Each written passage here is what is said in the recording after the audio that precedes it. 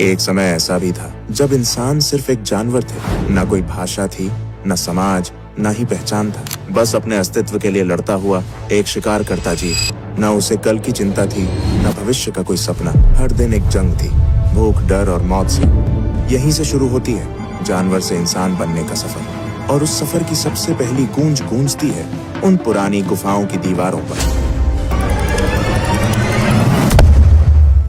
आज से अरबों साल पहले का वो समय जब धरती पर कोई इंसान, जानवर, पेड़ पौधे, यहाँ तक कि कोई भी जीवित प्राणी मौजूद नहीं था। सिर्फ एक उबलता हुआ आग का गोला जो सूरज से भी ज्यादा खतरनाक लग रहा था। ना कोई हवा थी, ना पानी, सिर्फ धधकती हुई गर्मी, अंधेरा और चारों तरफ तबाही। ये वही धरती है जिस पर आज हम खड़े हैं। लेकिन तब इसका वातावरण इतना विषैला और गर्म था कि जीवन का कोई सवाल ही नहीं उठता था।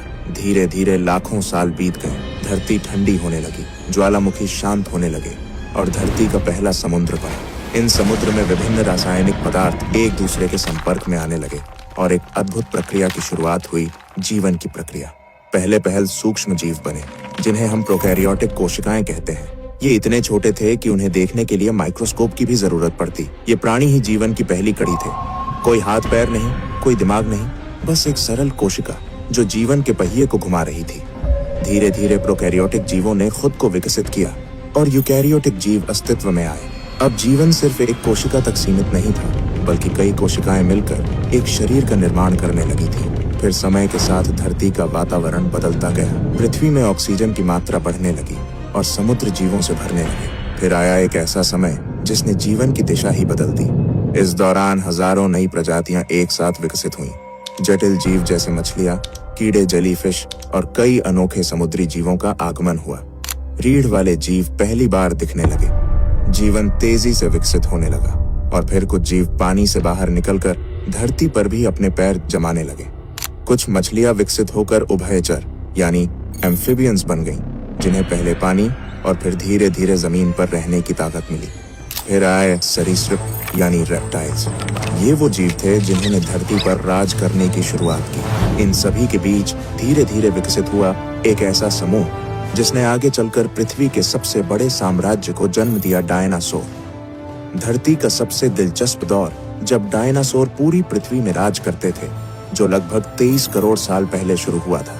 डायनासोरों की दुनिया सिर्फ एक जैसे विशाल जीवों की नहीं थी, बल्कि ये एक पूरी जैव विविधता से भरी दुनिया थी, जिसमें हर प्रकार का डायनासोर अपनी एक अलग पहचान और भूमिका निभाता था।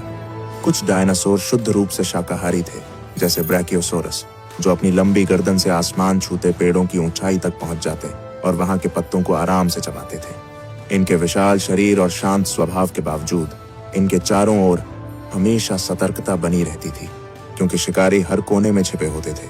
वहीं ट्राइसेराटॉप्स जैसे डायनासोर अपने बड़े और मजबूत सींगों के साथ नजर आते थे, शांत स्वभाव वाले, मगर जरूरत पड़ने पर अपने दुश्मनों से टकरा जाने वाले योद्धा। दूसरी ओर मांसाहारी डायनासोरों की दुनिया कहीं ज्यादा खौफनाक थी। टायरेनोसोरस रेक्स को कौन नहीं जानता, विशालकाय जबड़े, नुकीले दांत और राक्षसी ताकत, जिसने इसे अपने समय का सबसे खतरनाक शिकारी बना दिया था। पर इससे कम खतरनाक नहीं थे वेलोसिरैप्टर्स, जो आकार में भले ही छोटे थे, मगर चालाकी, तेजी और टीम वर्क से अपने शिकार को चौंका देते थे। लेकिन डायनासोरों की कहानी सिर्फ धरती तक सीमित नहीं थी। कुछ ने आसमान में उड़ान भरी, जैसे प्टेरोडैक्टाइल्स और क्वेट्ज़लकोअट्लस, जिनके पंख इतने विशाल थे कि लगता था जैसे पूरा आकाश ही उनके कब्जे में हो। ये उड़ने वाले डायनासोर शिकार करने के लिए या लंबी दूरी तय करने के लिए आसमान में इधर उधर मंडराते रहते थे। और वहीं जब नजरें समंदर की गहराइयों में जाती हैं, तो वहां भी डायनासोरों जैसा जीवन मौजूद था।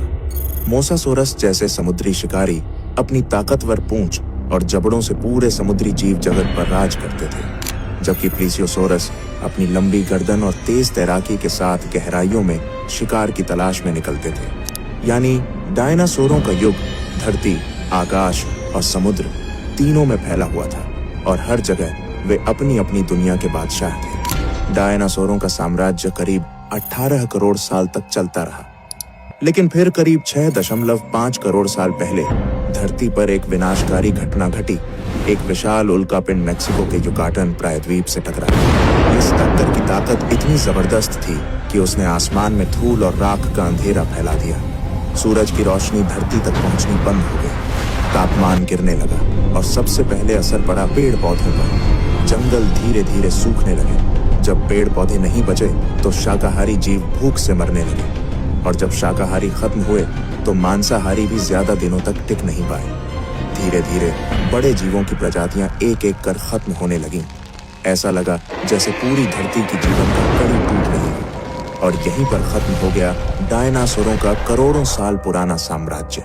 मगर इस तबाही के बीच धरती एक नई शुरुआत की तैयारी कर रही थी। एक नई सभ्यता, नए जीव और अंततः इंसानों का युग शुरू होने वाला था। डायनासोरों के विनाश के बाद धरती पर एक नया अध्याय शुरू हुआ। करोड़ों सालों तक दबे, छिपे और भय में जीने वाले छोटे छोटे स्तनधारी जीव अब मुक्त थे। पहले ये जीव पेड़ों की झाड़ियों में, जमीन के नीचे बिलों में या चट्टानों की दरारों में छिपकर रहते थे, क्योंकि धरती पर डायनासोरों का राज था और उनका किसी भी समय शिकार हो जाना तय था। मगर अब वह डर मिट चुका था। वातावरण धीरे धीरे स्थिर हो रहा था और जीवन को फिर से फैलने का मौका मिल रहा था। इन स्तनधारियों की खासियत थी कि इनके शरीर पर फर था, जिससे ये तापमान के बदलते हालात में खुद को बचा सकते थे। ये अपने बच्चों को जन्म देकर दूध पिलाते थे, जिससे उनकी संतानों की जीवन दर अधिक थी। जैसे जैसे समय बीतता गया, इन स्तनधारियों ने अपने पर्यावरण के हिसाब से खुद को ढालना शुरू किया। कुछ ने पेड़ों पर रहना जारी रखा, जहां उन्हें फल, पत्तियां और सुरक्षा मिलती थी। वहीं कुछ जमीन पर उतर आए और उन्होंने नई चुनौतियों का सामना करना सीखा। खुला आकाश, खुले शिकारी और बदलता मौसम। डायनासोरों के बाद धरती स्तनधारी जीवों से भर गई थी, लेकिन उनमें से कुछ खास प्रजातियां धीरे धीरे एक नए मुकाम की ओर बढ़ रही थी। ये थे प्राइमेट्स, यानी वो जीव जो आज के इंसानों के सबसे नजदीकी पूर्वज माने जाते हैं। यही जीव आगे चलकर इंसानों के पूर्वज बनने वाले थे। इन प्राइमेट्स का विकास काफी रोचक था। उन्होंने पेड़ों पर चढ़ना, शाखाओं पर छलांग लगाना और तेजी से भागना सीखा। धीरे धीरे उनके अंगों में बदलाव आने लगा। उनकी उंगलियां लचीली होने लगीं ताकि वे शाखाओं को मजबूती से पकड़ सकें। उनके हाथ अब सिर्फ पकड़ने के लिए नहीं, बल्कि चीजों को घुमा फिराकर समझने और उपयोग करने के लिए बनने लगे। सबसे महत्वपूर्ण बदलावों में से एक था आंखों की स्थिति। अब उनकी आंखें सिर के सामने की ओर आ गईं, जिससे उन्हें गहराई और दूरी का बेहतर अनुमान होने लगा। यह बदलाव उन्हें पेड़ों पर छलांग लगाने और शिकारियों से बचने में बेहद मददगार साबित हुआ। समय के साथ प्राइमेट्स का दिमाग भी विकसित होने लगा। वे अब छोटे समूहों में रहने लगे, मिलजुल कर भोजन ढूंढते और एक दूसरे को खतरे से सावधान करते। सामाजिक जीवन की शुरुआत यहीं से हुई। समूहों में रहना और एक दूसरे से संकेतों के जरिए संवाद करना। सामाजिक जीवन की शुरुआत यहीं से हुई। समूहों में रहना और एक दूसरे से संकेतों के जरिए संवाद करना उनके दिमागी विकास का एक बड़ा कारण बना। धीरे धीरे शरीर में और भी बदलाव आने लगे। कुछ प्राइमेट्स ने जमीन पर ज्यादा समय बिताना शुरू किया।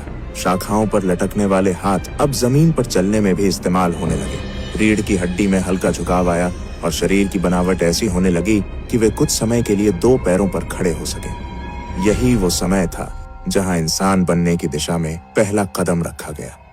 दो पैरों पर खड़े होना सिर्फ एक शारीरिक बदलाव नहीं था, ये संकेत था एक नई सोच, एक नए दृष्टिकोण और धरती पर आने वाले सबसे जटिल जीव मनुष्य की शुरुआत का। आज से लगभग 20 लाख साल पहले इंसानी विकास की यात्रा ने एक नया मोड़ लिया। होमो इरेक्टस का उदय हुआ, जिसका अर्थ है सीधा खड़ा होने वाला मानव। यह हमारे पूर्वजों की इवोल्यूशनरी कड़ी में एक बेहद अहम पड़ाव था। होमो इरेक्टस न सिर्फ दिखने में पहले के प्राइमेट्स से अलग था, बल्कि इसकी क्षमताएं भी कहीं अधिक विकसित थीं। इनका मस्तिष्क पहले की तुलना में बड़ा और अधिक जटिल हो चुका था, जिससे सोचने, समझने और समस्याओं को हल करने की क्षमता बढ़ी। इनकी सबसे खास बात थी इनका शरीर। ये पूरी तरह दो पैरों पर सीधा चल सकते थे, जिससे इन्हें लंबी दूरी तय करने में आसानी होती थी। होमो इरेक्टस ने न सिर्फ चलना सीखा, बल्कि अपने हाथों का इस्तेमाल औजार बनाने के लिए करना शुरू कर दिया। पत्थर को तराश कर हथियार बनाना, लकड़ियों से साधारण उपकरण तैयार करना, ये सब उनके जीवन का हिस्सा बन गया था। लेकिन जो चीज उनके जीवन में सबसे बड़ा बदलाव लेकर आई वो थी आग का प्रयोग। आग को नियंत्रित करना और उसका इस्तेमाल करना मानव इतिहास की सबसे क्रांतिकारी खोजों में से एक था। इससे खाना पकाना संभव हुआ, जिससे भोजन को पचाना आसान हो गया और पोषण भी बढ़ा। आग ने उन्हें ठंड से बचाया, जिससे अब वे ठंडे इलाकों में भी जीवित रह सकते थे और सबसे अहम, आग ने उन्हें रात के अंधेरे और जंगली जानवरों से सुरक्षा दी। इस सब के साथ साथ एक और सामाजिक बदलाव हुआ। अब लोग आग के चारों ओर इकट्ठा होने थर नहीं, बल्कि हाथ कुल्हाड़ी, नुकीले भाले और पत्थर की चाकू, खुरचनी जैसे औजार तैयार किए जाने लगे। ये सिर्फ औजार नहीं थे, बल्कि यह इस बात का प्रमाण थे कि इंसान का दिमाग अब पहले से ज्यादा विकसित हो रहा था। वह अब अपने पर्यावरण को समझने और उसे अपने अनुसार ढालने लगा था। समूह में रहने के अपने फायदे थे। भोजन मिल बांट कर खाया जाता, बच्चों की देखभाल पूरी टीम मिलकर करती और बीमार या बूढ़े सदस्यों की जिम्मेदारी भी सब मिलकर उठाते। यह सामूहिक जीवन इंसानी समाज की नींव बन गया। अब इंसान गुफाओं में रहने लगा था। अंदर आग जलाकर रात बिताना, ठंड से बचना और सुरक्षा महसूस करना, ये गुफाएं इंसानों के पहले घर बन चुकी थीं। लेकिन गुफाएं सिर्फ ठिकाना नहीं थीं, ये अब पहली कला की जन्मभूमि बनने वाली थीं। दुनिया भर की पुरानी गुफाओं में आज भी ऐसे चित्र मिलते हैं जिनमें हिरन, भैंसे, हाथी और इंसानों की आकृतियां उकेरी गई हैं। इन चित्रों ने इतिहास को एक नया आयाम दिया, क्योंकि अब इंसान केवल जी नहीं रहा था, वो सोचने, महसूस करने और अपनी भावनाओं को व्यक्त करने लगा था। ये पहली बार था जब मानव ने अपने विचारों को दीवारों पर उकेरना शुरू किया, और यहीं से कला, संस्कृति और आगे चलकर पूरी सभ्यता की शुरुआत हुई। अब हम उस निर्णायक मोड़ पर आ पहुंचे हैं जहां होमो सेपियंस सिर्फ शिकार करने वाले जीव नहीं रह गए थे। अब वे धीरे धीरे इंसान बन रहे थे, एक ऐसा जीव जो सिर्फ जीने के लिए नहीं, बल्कि महसूस करने, बोलने और समझने के लिए भी जीवित था।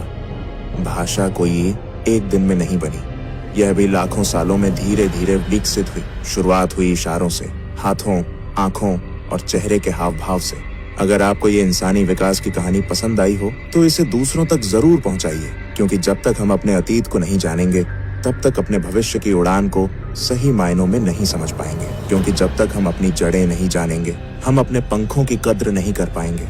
तो वीडियो को लाइक करें, चैनल को सब्सक्राइब करके हमारे साथ जुड़े और कमेंट में बताइए आपका क्या मानना है।